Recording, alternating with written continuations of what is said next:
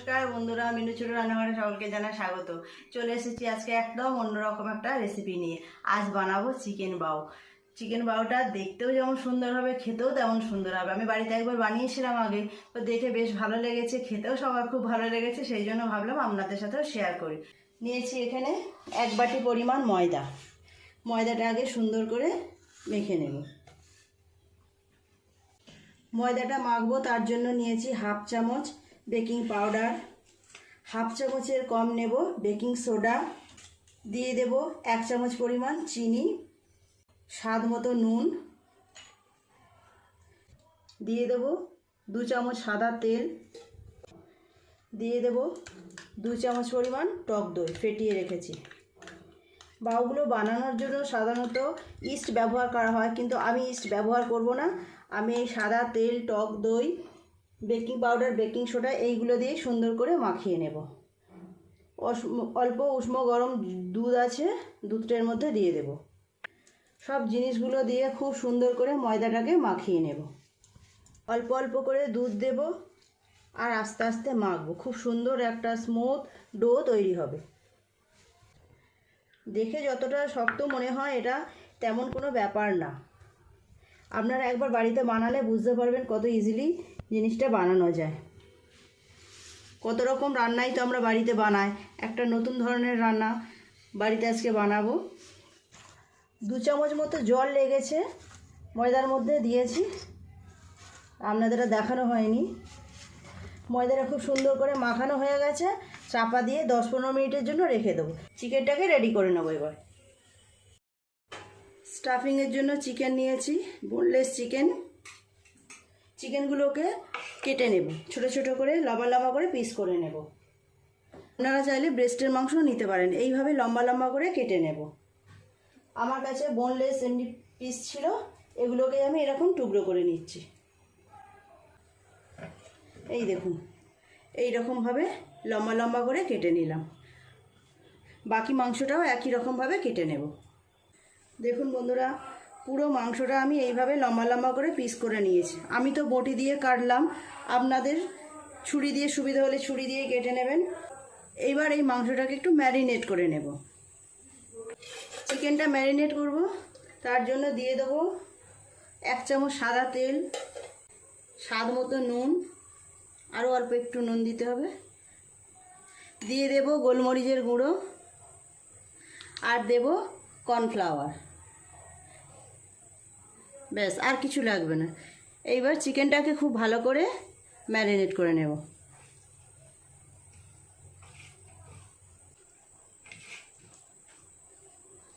Marinate করা মাংসগুলো সুন্দর করে ভাজা করে নেব। গ্যাসটা জেলে কড়াইটা চাপিয়ে দিয়েছি।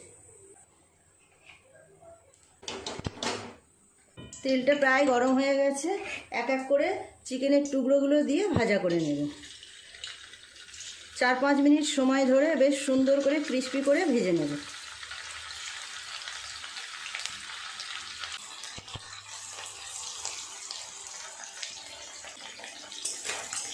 চিকেনগুলো উল্টে পাল্টে ভালো করে ভাজা করে নেব।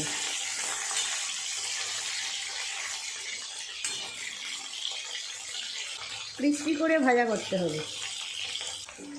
এই চিকেনগুলো ভাজা হয়ে গেছে, তুলে নেব। নিয়ে আর বাকি যেগুলো আছে একইভাবে ভাজা করে নেব।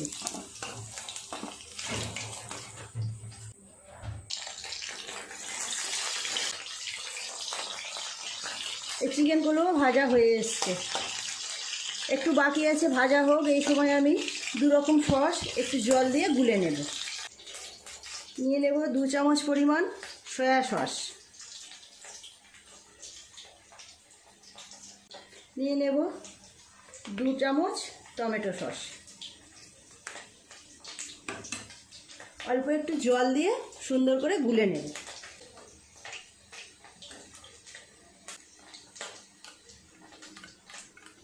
সাইডে রেখে দেবো।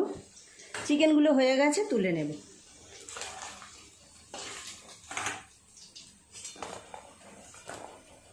তেলটা একটু কমিয়ে নেবো, অনেকটা তেল আছে কড়াই।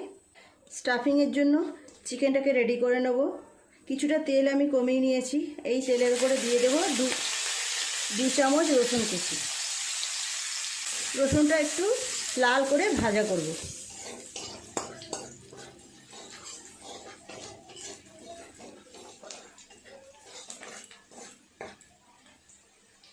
রসুনটা বেশ লাল লাল করে ভাজা হয়ে গেছে। এর উপর থেকে দিয়ে দেব 2 রকম সস যে জলে গুলে রেখেছিলাম, আর একটু পরিমাণে জল দিতে হবে। এভাবে ধুয়ে নিয়ে দিয়ে দিলাম।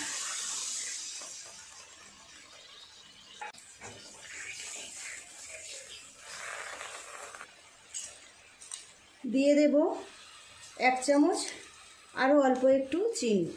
নুনটা দেব স্বাদ মতো। 2 রকম সস দেওয়া আছে, তার মধ্যে যথেষ্ট পরিমাণে নুন আছে। নুনটা অল্প করে দিলাম, টেস্ট করে দেখব, দরকার হলে পরে আবার একটু দিয়ে দেব। ঝালের জন্য অল্প একটু চিলি ফ্লেক্স দিয়ে দিলাম।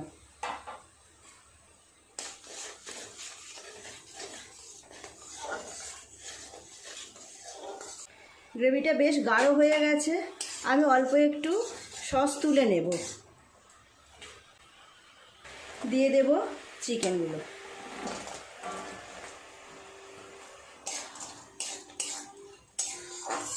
চিকেনগুলো দিয়ে অল্প একটু নাড়াচাড়া করে নিলেই হয়ে যাবে। দেখুন তৈরি হয়ে গেল স্টাফিংয়ের জন্য চিকেন। আর একটু গ্রেভিটা শুকিয়ে গেলেই নামিয়ে নেব। চিকেনটা পুরোপুরি তৈরি হয়ে গেছে। ওপর থেকে একটু পেঁয়াজ পাতা ছড়িয়ে দিয়ে নামিয়ে নেব। চলুন এবার বানের জন্য ময়দাটাকে রেডি করে নিই।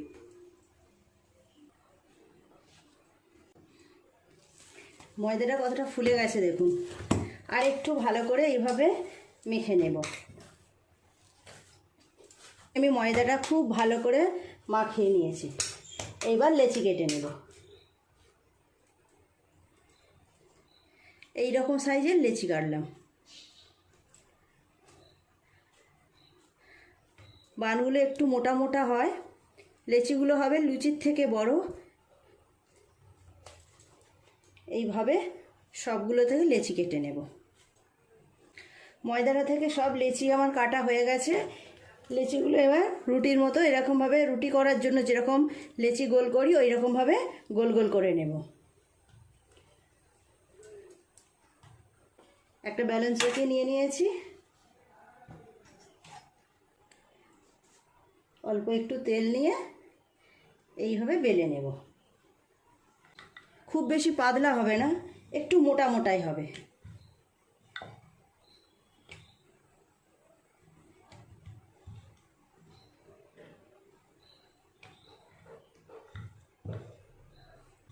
এই রকম সাইজ হবে, এই রকম মোটা মোটা হবে। মাঝখানে তেল দিয়ে দেব। মাঝখানে একটা পেন নিয়েছি। এইভাবে পেনটাকে মাঝখানে রেখে এইটা এইভাবে ফোল্ড করে নেব। মাঝখানটা যাতে জুড়ে না যায়, এইভাবে বানগুলো রেখে দেব। আমি এই থালার মধ্যে অল্প একটু তেল মাখিয়ে নিচ্ছি, পরে যাতে বানগুলো তোলার সময় কোনো অসুবিধে না হয়। এইভাবে ধরে পেনটা বের করে নেব। দেখুন তৈরি হয়ে গেল একটা বান। আরও একটা আপনাদের বেলে দেখাচ্ছি। একইভাবে আমি সব লেচিগুলো এইভাবে বেলে নেব। তৈরি হয়ে গেল আরও একটা বান।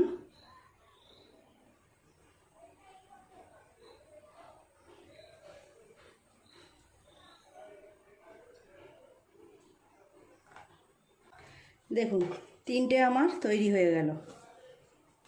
এইভাবে বাকিগুলোকেও বানিয়ে নেব। আরও একটা বানানো হয়ে গেল।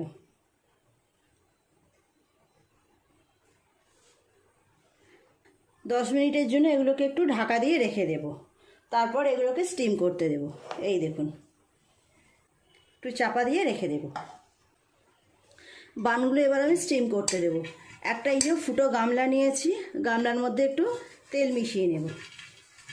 এইভাবে তেল লাগিয়ে নিলে খুব সহজে এগুলো উঠে যাবে, এই জায়গার মধ্যে আর আটকে যাবে না। এবার একটা একটা করে এই রকম করে দিয়ে দেবো। এর মধ্যে একটা বড় জায়গায় করে আমি কিছুটা জলও গরম করতে দিয়ে দিয়েছি। জলটা ফুটে গেলে এগুলো দিয়ে দেব। এই কটা দিলাম, 5টা। জলটা ফুটতে শুরু করেছে, দিয়ে দেব গামলাটা এর উপর বসিয়ে। ওপর থেকে একটা ঢাকা চাপা দিয়ে দেব। 10-15 মিনিট এইভাবে চাপা দিয়ে রাখবো, তৈরি হয়ে যাবে বানগুলো। 10 মিনিট হয়ে গেছে, ঢাকা খুলে দেখব। বানগুলো স্টিম করা হয়ে গেছে, এবার একটা একটা করে তুলে নেব।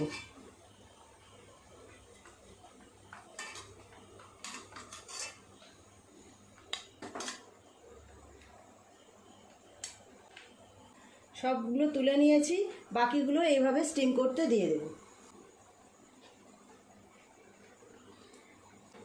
আবারও 10 মিনিট চাপা দিয়ে এইগুলোকে স্টিম করে নেব। এইগুলো ততক্ষণ স্টিম হোক, যেগুলো স্টিম করা হয়ে গেছে ওগুলোকে সাজিয়ে নেব। কেমন ফুলেছে দেখুন। এবার এগুলোকে সাজিয়ে নেব। দিয়ে দেব চিকেন,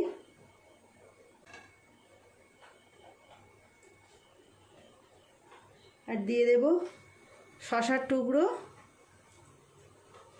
আর পেঁয়াজের টুকরো।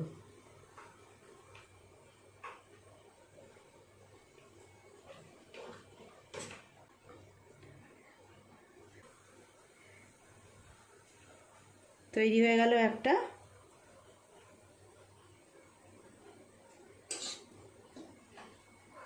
আবার একটা এভাবে সাজিয়ে নেব। দিয়ে দেব শসা, পেঁয়াজ,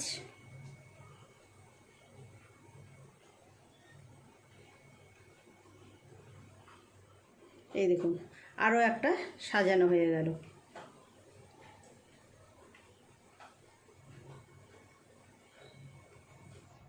এইভাবে বাকিগুলোকে আমি সাজিয়ে নেব।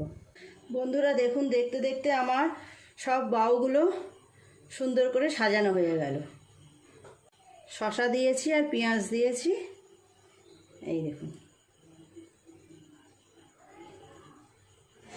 সবগুলোই সাজানো হয়ে গেছে।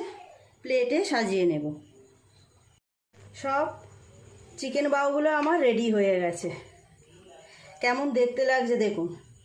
শসা আর পেঁয়াজ দিয়ে সাজিয়ে নিয়েছি, আর সাথে আছে এই দেখুন, দারুণ হয়েছে দেখতে না?